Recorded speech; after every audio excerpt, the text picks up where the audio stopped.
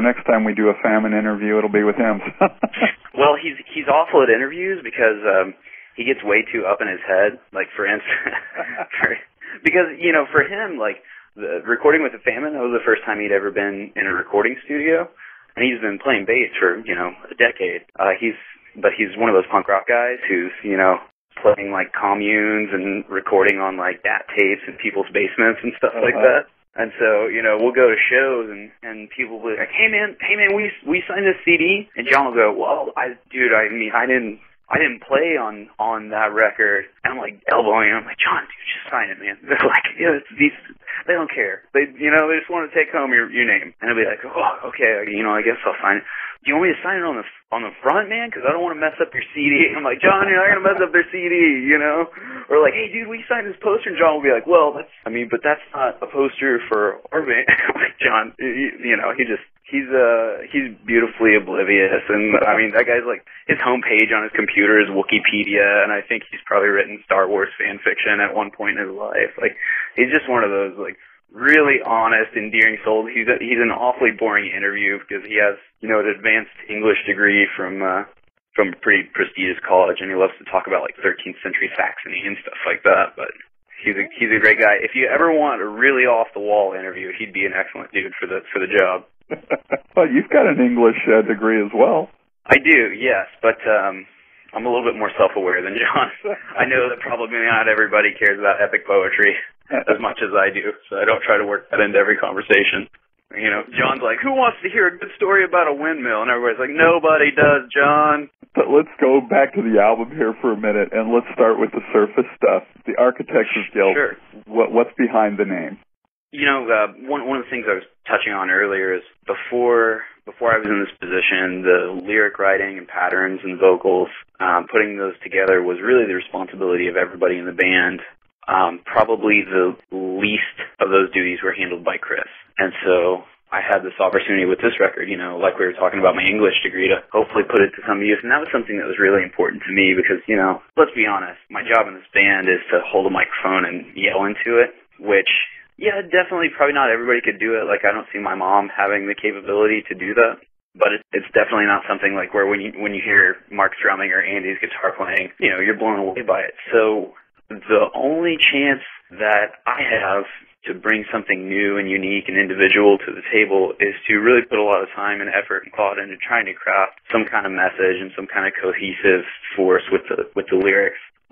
So once they started to take shape, I started to see, not a concept, but it's a little bit of a theme running through them. And then the album title kind of came to me. I knew that guilt was one of the themes that kind of was played out in every song. And once I had the album title, it all snapped into place, and the concept or the theme really cemented itself. And the Architects of Guilt is pretty much kind of just the thesis statement for each of the little vignettes that are explored in the songs. You know, the subject matter in the songs on the surface varies pretty widely, but the message is largely the same. From tune to tune, just kind of spoken in different metaphors and scenarios. It's about the people who are committing the acts for which we're all guilty, you know, and the extent to which the blood is all on our hands, I guess, so to speak.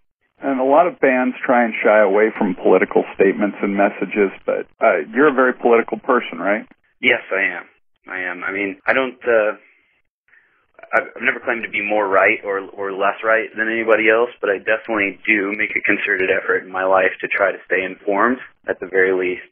And the same is true for the other guys in the Famine. I mean, I think if you were to sit down and pick our brains about politics, you'd get 4 different relatively informed opinions.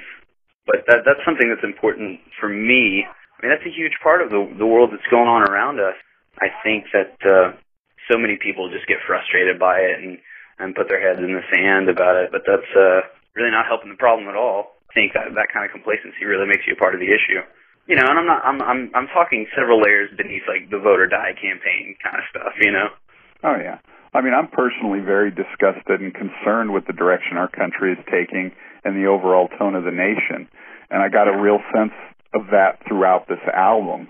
Definitely, and I hope that, like I said, you talk to all four of us and you get four different takes on four different informed takes on politics and four different informed takes on religion and things like that. But I think that there's a streak that runs through this record that I hope is pretty free of party lines and pretty free of, church indoctrination and things like that. And listen, I think that we do a whole lot of kind of looking the other way in this country when it comes to societal issues and when it comes to political downfalls and when it comes to maybe the pitfalls of our respective faiths because we don't want to be disgusted in ourselves.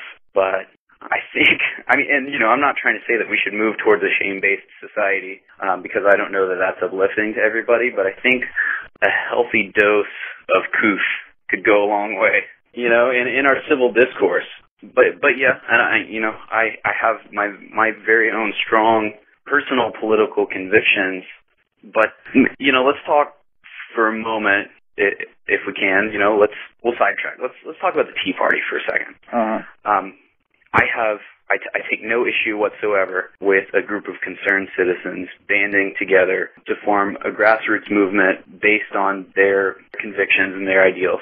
I don't think that there's anything more American than that, and I think that's why the Tea Party was so readily embraced by so many people.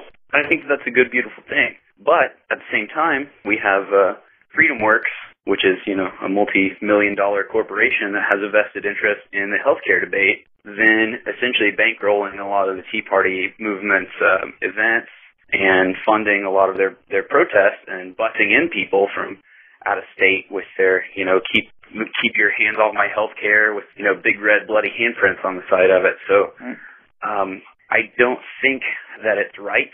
And I don't think that it's honest, and I don't think that it's fair to categorize something as being a movement of the people if it's being corporately funded by people who have a vested interest in the outcome of the discussion. So I don't want to, that's not to say that conservatism is inherently bankrupt, because that's not what I believe, but kind of like what I was saying earlier, let's call a spade a spade.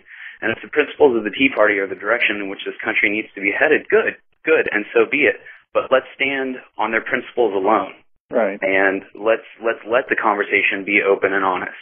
I think that's the problem that you find all throughout politics anyway, and that's where you run into the problem with all the lines. Everybody's got to be on one side or another. Absolutely. But the question I'm constantly asking is, what happened to common sense? Oh, yeah. Nobody is completely conservative. Nobody's completely liberal. We've all got a middle ground. And even though I know you come from a Christian background, I don't come from any religious background.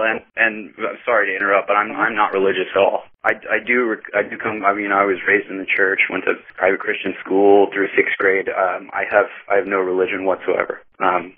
In my adulthood, and I have a very specific set of reasons for why I've come to the belief system that I have. And that's one of the biggest misconceptions about this band is that we're out there Bible thumping and rocking out for the Lord. And I don't want to do anything to diminish the beliefs of some of the other guys of the band, because they're very real and they're very personal, just like my beliefs are. But kind of what I was saying earlier, and tying into what you're saying just now, is nobody's completely conservative or completely liberal, and to paint a situation in black and white leaves out a full spectrum of colors in the middle where most of us live. Right. So it's very easy to say, well, you guys are a Christian band, so I can understand that your message is bought and sold from the outset. It's a lot harder for people to understand I'm not a religious guy and I'm the mouthpiece for this band. That doesn't mean that this is an anti-Christian record or an anti-religion record, because I believe that can be a beautiful thing for some people, but it certainly doesn't mean that we're a wholly owned subsidiary of, the Southern Baptist Conference or anything like that. And I don't get any sense in listening to your music that, hey, this is a Christian band. But by the same token, when I go to my regular day job, nobody knows what my religious background is based on how I do my work. It's not like I do this as a Christian or an atheist or whatever the case may be. Yeah, or a straight man or a gay woman. It's very much in the background of who we are, but yet we approach these things like they have to be labeled in such a way. There is a special place in you.